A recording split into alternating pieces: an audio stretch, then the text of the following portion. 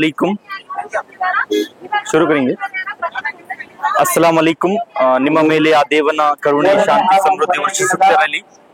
ಈ ಒಂದು ಕುರಾನ್ ಪ್ರವಚನದ ಇವತ್ತು ಕೊನೆಯ ದಿನ ನಾವು ಗೃಹ ಹಿಂಸೆ ಎಂಬ ವಿಷಯದ ಮೇರೆಗೆ ಕುರಾನ್ ಎಕ್ಸ್ಪೋ ನಾವು ಮಾಡ್ತಾ ಇದ್ದೇವೆ। ನಾವು SIO ಸಿಂಧನೂರ್ ವತಿಯಿಂದ ಕುರಾನ್ ಎಕ್ಸ್ಪೋದ ಒಂದು ಭಾಗವಾಗಿ ಗೃಹ ಹಿಂಸೆ ಎಂಬ ವಿಷಯದ ಮೇರೆಗೆ ನಾವು ಗೃಹ ಹಿಂಸೆ ಒಂದು ಪ್ರವಚನ ಇಲ್ಲಿ ಒಂದು ವಿಷಯದ ಮೇರೆಗೆ ಗೃಹ ಹಿಂಸೆ ಎಂಬ ಟಾಪಿಕ್ ಮೇರೆಗೆ ನಾವು ಇಲ್ಲಿ ಒಂದು ಎಕ್ಸ್ಪೋ ಮಾಡ್ತಾ ಇದ್ದೇವೆ। ಮೊದಲನೇ ದಾರಿಗೆ ಗೃಹ ಹಿಂಸೆ ಅಂತ ಹೇಳಿದ್ರೆ ಸಾಮಾನ್ಯವಾಗಿ ಕುಟುಂಬದ ಸದಸ್ಯರ ಮೇಲೆ ನಡೆಯುವಂತಹ ದೌರ್ಜನ್ಯ, ಅತ್ಯಾಚಾರ ಮತ್ತೆ ಅವ್ರ ಮೇಲೆ ನಡೆಯುವಂತಹ ಶೋಷಣೆ, ಇದು ಗೃಹ ಹಿಂಸೆ ಅಂತ ಹೇಳಿ ನಾವು ಕರಿತಾ ಇದ್ದೇವೆ। ಇದು ಸಾಮಾನ್ಯವಾಗಿ ಗಂಡ ಮತ್ತು ಹೆಂಡತಿಯ ನಡುವೆ ನಡೆಯುವಂತಹ ಒಂದು ಹಿಂಸೆಯಾಗಿದೆ। ಇದು ಭಾರತದಲ್ಲಿ ಇತ್ತೀಚಿನ ದಿನಗಳಲ್ಲಿ ಅತಿ ಹೆಚ್ಚು ನಡೆದಿರುವಂತಹ ಒಂದು ಘಟನೆ ಆಗಿದೆ। ಆದ ಕಾರಣದಿಂದ ನಾವು ಈ ಒಂದು ವಿಷಯವನ್ನು ನಾವು ಗೃಹ ಹಿಂಸೆ ಅಂತ ಹೇಳಿ ಈ ಒಂದು ಎಕ್ಸ್ಪೋದಲ್ಲಿ ನಾವು ತೆಗೆದುಕೊಳ್ತಾ ಇದ್ದೇವೆ। ಗೃಹ ಹಿಂಸೆ ಇದು ನ್ಯಾಷನಲ್ ಫ್ಯಾಮಿಲಿ ಹೆಲ್ತ್ ಸರ್ವೆ ಪ್ರಕಾರ ಪ್ರತಿ ಮೂರು ಹೆಣ್ಣು ಮಕ್ಕಳಲ್ಲಿ ಒಂದು ಹೆಣ್ಣು ಮಕ್ಕಳ ಮೇಲೆ ಭಾರತದಲ್ಲಿ ಗೃಹ ಹಿಂಸೆ ನಡೀತಾ ಇದೆ। ನ್ಯಾಷನಲ್ ಕಮಿಷನ್ ಆನ್ ವುಮೆನ್, ರಾಷ್ಟ್ರೀಯ ಮಹಿಳಾ ಆಯೋಗದ ಪ್ರಕಾರ ಪ್ರತಿ 100 ಹೆಂಗಸರಲ್ಲಿ ಒಂದು ಹೆಣ್ಣುಗೆ ಗೃಹ ಹಿಂಸೆ ಎಂಬ ಒಂದು ಭಾಗವಾಗಿ ಶೋಷಣೆಗೆ ಒಳಗಾಗ್ತಾ ಇದ್ದಾಳೆ ಗೆಳೆಯರೆ। ಸೊ ಇದು ಒಂದು ಗಂಭೀರವಾದ ಒಂದು ಭಾರತದ ವಿಷಯವಾಗಿದೆ। ನಾವೆಲ್ಲರೂ ಇದಕ್ಕೆ ನಾವೆಲ್ಲರೂ ಪ್ರತಿಯೊಬ್ಬರು ಕೂಡ ಒಂದು ಯೋಚನೆ ಮಾಡುವಂತ ಒಂದು ಸಂಗತಿ ಆಗಿದೆ ಗೆಳೆಯರೆ। ಇದು ಒಂದು ಮೊದಲನೇ ದಾರಿ 1970ರಲ್ಲಿ ಪಶ್ಚಿಮ ದೇಶಗಳಾದ ಅಮೆರಿಕ ಮತ್ತು ಬ್ರಿಟನ್ ದೇಶಗಳಲ್ಲಿ ಇದು ಮೊದಲ ಬಾರಿಗೆ ಮಹಿಳೆಯರ ಮೇಲೆ ನಡೆಯುವಂತ ದೌರ್ಜನ್ಯದ ವಿರುದ್ಧ ಇದು ಕಂಡು ಬಂದಿತ್ತು। ಆ 1970ರ ನಂತರ ಕಾನೂನಾತ್ಮಕವಾಗಿ ಇದನ್ನು ಗೃಹ ಹಿಂಸೆ ಅಂತ ಹೇಳಿ ನಾವು ಕರಿತಾ ಇದ್ದೇವೆ ಗೆಳೆಯರಿ। ಇದರಲ್ಲಿ ಹಲವಾರು ರೂಪಗಳಿದ್ದಾವೆ ಗೆಳೆಯರಿ। ಇದರಲ್ಲಿ ಭೌತಿಕವಾಗಿ ಬಡಿಯುವುದಾಗಿರ್ಬೋದು, ಇದರಲ್ಲಿ ಮಾನಸಿಕವಾದ ಹಿಂಸಾಚಾರ ಇದೆ, ಇದರಲ್ಲಿ ಗದರಿಸುವುದಾಗಿರ್ಬೋದು, ಅವಮಾನಿಸುವುದಾಗಿರ್ಬೋದು, ಬೆದರಿಕೆ ಹಾಕುವುದಾಗಿರ್ಬೋದು, ಇದರಲ್ಲಿ ಲೈಂಗಿಕವಾದ ಹಿಂಸಾಚಾರ ಆಗಿದೆ, ಇದರಲ್ಲಿ ಹೆಣ್ಣುವಿಗೆ ನಾವು ಅತ್ಯಾಚಾರ ಮಾಡುವುದಾಗಿರ್ಬೋದು, ಅಥವಾ ಕೆಟ್ಟ ದೃಷ್ಟಿಯಿಂದ ನೋಡುವುದಾಗಿರ್ಬೋದು, ಅಥವಾ ಯಾವುದೇ ಕೆಟ್ಟ ಸನ್ನೆಗಳನ್ನು ಮಾಡುವುದಾಗಿರ್ಬೋದು, ಅದೊಂದು ಲೈಂಗಿಕವಾದ ಹಿಂಸಾಚಾರದಲ್ಲಿ ಬರುತ್ತೆ ಗೆಳೆಯರಿ। ಇನ್ನೊಂದು ಡಿಜಿಟಲ್ ಹಿಂಸೆ ಅಂತ ಹೇಳ್ತಾ ಇರ್ತೇವೆ। ಇದರಲ್ಲಿ ಬಂದ್ಬಿಟ್ಟು ನಾವು ಮೆಸೇಜ್ ಮಾಡುವ ಮುಖಾಂತರ ಬ್ಲಾಕ್ ಮೇಲ್ ಮಾಡುವುದು, ಮೆಸೇಜ್ ಮಾಡುವ ಮುಖಾಂತರ ಬೇರೆ ಸ್ಥಳಕ್ಕೆ ಯಾವುದೇ ನಾವು ಕರೆದುಕೊಂಡು ಹೋಗುವುದು, ಅದು ಕೂಡ ಒಂದು ಡಿಜಿಟಲ್ ಹಿಂಸೆಯಲ್ಲಿ ಬರುತ್ತೆ ಗೆಳೆಯರಿ।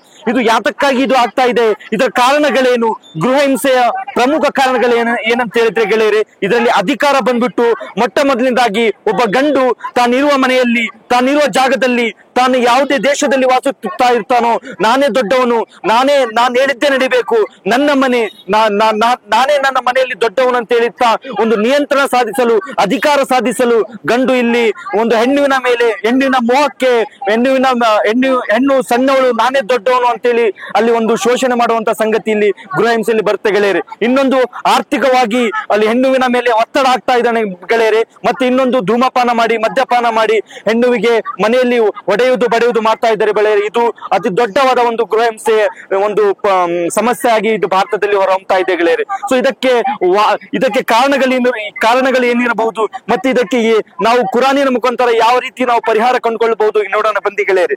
ಮೊಟ್ಟ ಮೊದಲನೇದಾಗಿ ಸೂರ್ಯ ಅರ್-ರೂಮ್ ನಲ್ಲಿ 21ನೇ ಒಂದು ಆಯತ್ನಲ್ಲಿ ಅಲ್ಲಾಹ್ ತಾನ ಹೇಳ್ತಾ ಇದ್ದಾನೆ ಕುರಾನ್ನಲ್ಲಿ, ನಾನು ಒಬ್ಬ ಮನುಷ್ಯನಿಗೆ ಅವರ ಸ್ತ್ರೀ ಮುಖಾಂತರ ನಾನು ನೆಮ್ಮದಿಗಾಗಿ ಮದುವೆ ಎಂಬ ಒಂದು ಬಂಧವನ್ನು ಸೃಷ್ಟಿಸಿದ್ದೇನೆ, ಅವರು ನೆಮ್ಮದಿಯಿಂದ ಮದುವೆಯನ್ನು ಮಾಡಿಕೊಳ್ಳಲಿ, ಮತ್ತು ತದನಂತರ ಆ ನೆಮ್ಮದಿಯ ಮುಖಾಂತರ ಅವರಲ್ಲಿ ಕರುಣೆ, ವಾತ್ಸಲ್ಯವನ್ನು ನಾನು ಕೊಡ್ತೇನೆ ಅಂತ ಹೇಳಿ ಅಲ್ಲಾಹ್ ವಾಗ್ದಾನ ಮಾಡ್ತಾ ಇದ್ದೇನೆ ಗೆಳೆಯರೆ। ಇನ್ನೊಂದಾಗಿ ಯಾವುದೇ ಗಂಡು ಮತ್ತು ಹೆಣ್ಣಿನಲ್ಲಿ ಯಾವುದೇ ಕಲಹಗಳಾದರೆ ಅವರ ನಡುವೆ ಹೆಣ್ಣಿನ ಒಂದು ಒಬ್ಬ ಅಥವಾ ಗಂಡುವಿನ ಒಬ್ಬ ಸಂಬಂಧಿಕನು ಬಂದು ಅವರ ನಡುವೆ ಆದಂತಹ ಕಲಹವನ್ನು ಸಮಾಲೋಚನೆ ಮಾಡುವ ಮುಖಾಂತರ ಅದನ್ನು ಬಗೆಹರಿಸಿಕೊಳ್ಳುವಂತಹ ಸಂಗತಿ ಕುರಾನಿನಲ್ಲಿ ಇದೆ ಗೆಳೆಯರೆ। ಮತ್ತು ಅದೇ ರೀತಿಯಾಗಿ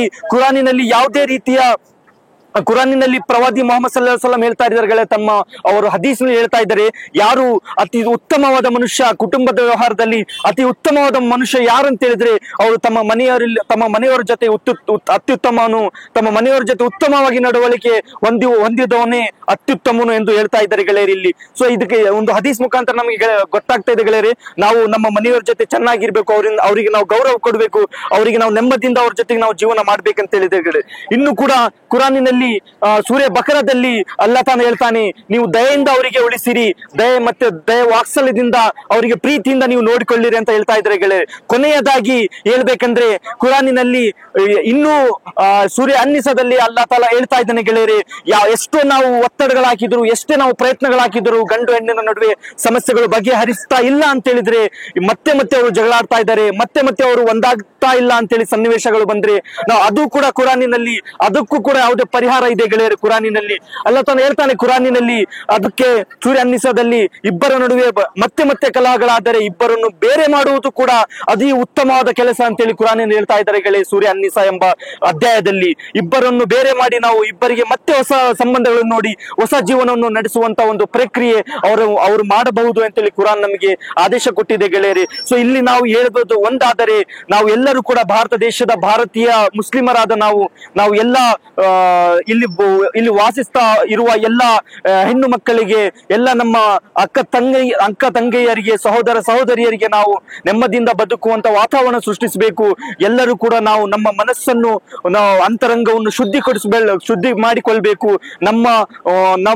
ನಮ್ಮಲ್ಲಿ ನಾವೆಲ್ಲರೂ ಕೂಡ ಅವಲೋಕನ ಮಾಡಿಕೊಂಡು ಇದು ನಮ್ಮ ಮತ್ತು ನಿಮ್ಮ ಮನೆಯಿಂದ ಇದು ಶುರು ಆಗ್ಬೇಕು. ನಾವು ಹೆಣ್ಣು ಮಕ್ಕಳಿಗೆ ಗೌರವಿಸುವಂತ ವಾತಾವರಣ ಸೃಷ್ಟಿ ಆಗ್ಬೇಕು.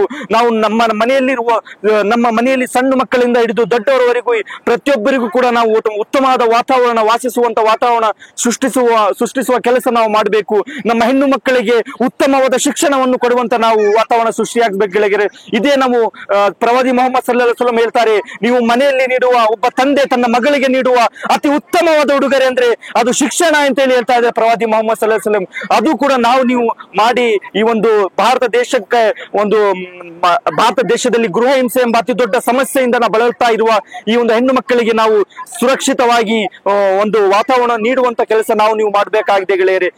ಇದು SIU ಸಿಂಧನೂರು ವತಿಯಿಂದ ಇತ್ತೀಚಿನ ದಿನದಲ್ಲಿ ಭಾರತದಲ್ಲಿ ನಡೆಯುವಂತ ಒಂದು ಗೃಹ ಹಿಂಸೆ ಒಂದು ಸಮಸ್ಯೆಯ ಅನುಗುಣವಾಗಿ ನಾವು ಈ ಒಂದು ಟಾಪಿಕ್ ತಗೊಂಡು ಈ ಒಂದು ಕುರಾನ್ ಎಕ್ಸ್ಪೋದಲ್ಲಿ ನಾವು ಎಕ್ಸ್ಪ್ಲೇನ್ ಮಾಡಿದ್ದೇವೆ ಗೆಳೆಯರೆ. ತಮಗೆಲ್ಲರಿಗೂ ನಾನು ಈ ಒಂದು ಎಕ್ಸ್ಪ್ಲೇನ್ ಅನ್ನು ನೀಡಿ ಆಲಿಸಿದಂತ ತಮಗೆಲ್ಲರಿಗೂ ನಾನು ಧನ್ಯವಾದಗಳು ಅರ್ಪಿಸುತ್ತೇನೆ. ಧನ್ಯವಾದಗಳು ಗೆಳೆಯರೆ.